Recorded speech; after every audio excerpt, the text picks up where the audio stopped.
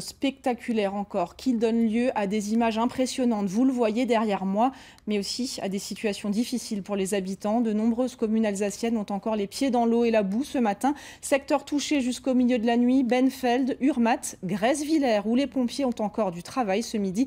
Vous nous le confirmez, Sylvie Malal, vous êtes sur place. Oui, effectivement, Karine. Et ce matin, on commence en fait tout juste à mesurer l'ampleur des dégâts. Il y a eu jusqu'à 1,50 m d'eau la nuit dernière, entre minuit et 1 h du matin.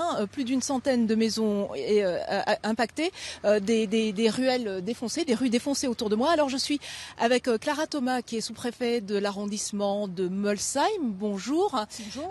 Qu'est-ce qu'on peut dire à l'heure actuelle? Quelles sont les priorités?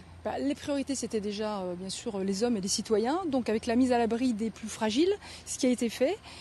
Et une fois que les citoyens ont été mis à l'abri, nous sommes occupés du matériel, puisque au niveau des routes, nous avions effectivement des routes défoncées, des gravats, des gros troncs de bois partout dans le village. Y compris sur la voie ferrée. Sur la voie ferrée. Donc, la SNCF est venue et le SDIS, bien sûr, ont été extrêmement réactifs, puisqu'à 9h30, quasiment l'ensemble des voies ferrées et des 2 rues principales qui étaient éventrées ont été tout à fait remises en état. Par contre, les trains ne circulent pas encore.